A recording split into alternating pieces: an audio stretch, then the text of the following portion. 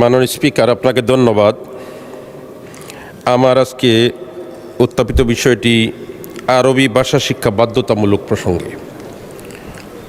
আমরা জানি বাংলাদেশের অর্থনৈতিক চালিকা শক্তি আমাদের রেমিটেন্স যোদ্ধা বিদেশে যারা অবস্থান করে বা প্রবাসে যারা অবস্থান করে, এর মধ্যে থেকে মধ্যপ্রাচ্যে অধিক বাংলাদেশি যুবক এবং যুবতী বিভিন্ন কার্যক্রমে আছে বা বিভিন্ন কাজকাম তারা করতেছে বিদেশের জমিনে, কিন্তু ভাষাগত অভিজ্ঞতা না থাকার কারণে আমরা দেখি আমাদের পার্শ্ববর্তী রাষ্ট্রের একজন যুবক এই মধ্যপ্রাচ্যে চাকরি করে সে কিন্তু 2 লক্ষ টাকা বেতন পায়। আমরা বাংলাদেশের যুবক সে কিন্তু মাত্র 20,000 টাকা বেতন পায়। কারণ কি? তার ভাষাগত জ্ঞান না থাকার কারণে।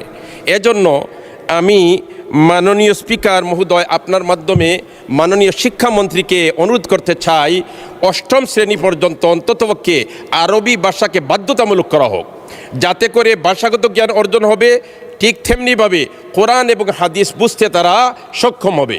আর যদি মানুষের মধ্যে কোরআন হাদিসের জ্ঞান থাকে তাহলে তার মধ্যে নৈতিকতা থাকে। অতএব নৈতিকতা সম্পন্ন আমরা যদি ভবিষ্যৎ চাই তাহলে আমরা আরবি ভাষাকে অগ্রাধিকার দেওয়ার চেষ্টা করি। ধন্যবাদ মাননীয় স্পিকার।